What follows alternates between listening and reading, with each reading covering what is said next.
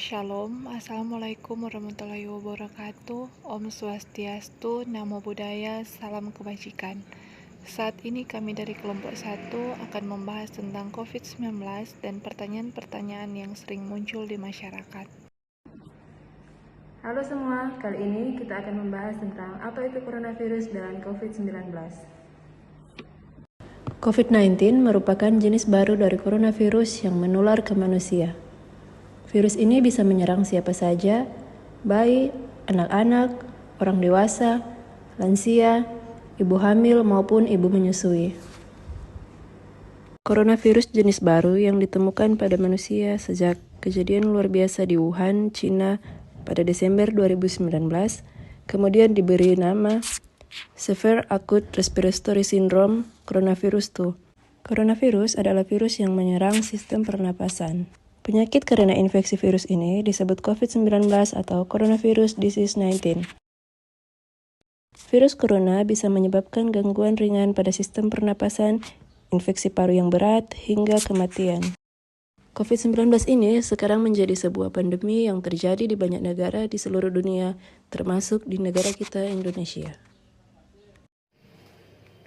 Tanda dan gejala virus COVID-19 adalah demam lebih dari 38 derajat Celcius, sesak nafas, batuk, sakit tenggorokan atau sakit menelan, hilangnya indera penciuman serta indera perasa, hidung tersumbat, sakit kepala, bahkan kelelahan.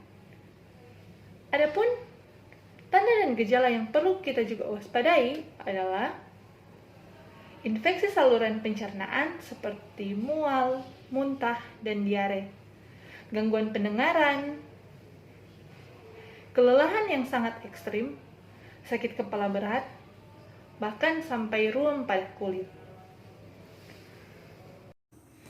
Bagaimana manusia bisa terinfeksi COVID-19? Inilah video mengenai manusia bisa terinfeksi COVID-19.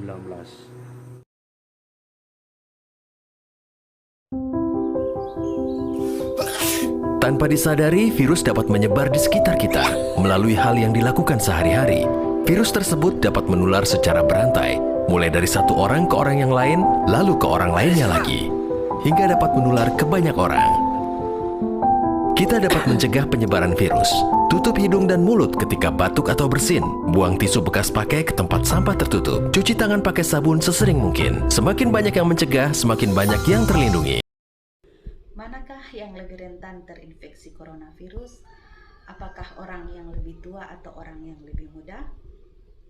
Tidak ada batasan usia orang yang dapat terinfeksi coronavirus. Namun orang yang lebih tua dan orang-orang dengan kondisi medis yang sudah ada sebelumnya seperti asma, diabetes, penyakit jantung dan darah tinggi, itu yang lebih rentan untuk menderita lebih parah.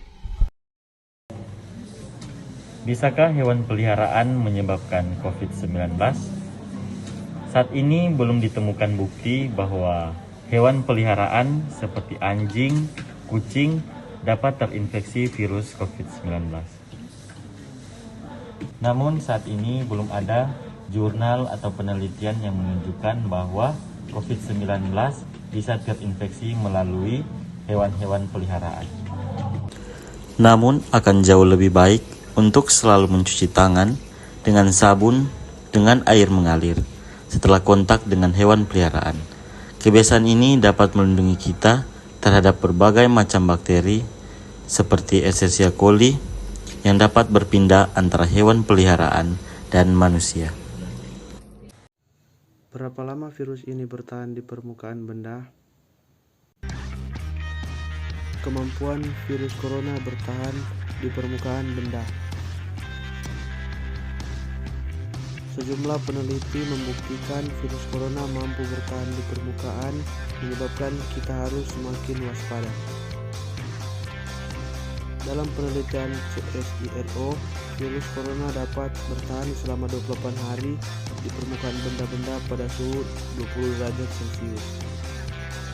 Uang kertas hingga layar smartphone merupakan objek yang dikaji dalam penelitian tersebut.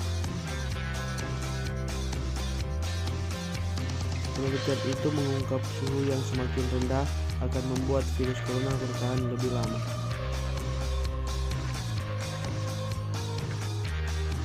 Penelitian lain mengungkap virus corona bertahan 9 jam di permukaan kulit. Lantas, bagaimana cara pencegahan penularan COVID-19? Yang pertama, menjaga kesehatan dan kebugaran tubuh untuk mempertahankan sistem imunitas. Yang kedua, makan makanan bergizi dan seimbang. Ketiga, mencuci tangan di air mengalir dengan sabun ataupun bisa menggunakan hand rub yang berbasis alkohol. Yang keempat, menggunakan masker yang baik dan benar. Yang kelima, saat batuk atau bersin, gunakan tisu atau masker untuk menutup hidung dan membuangnya ke tempat sampah jika sudah tidak diperlukan. Keenam, menjaga jarak untuk mencegah adanya droplet.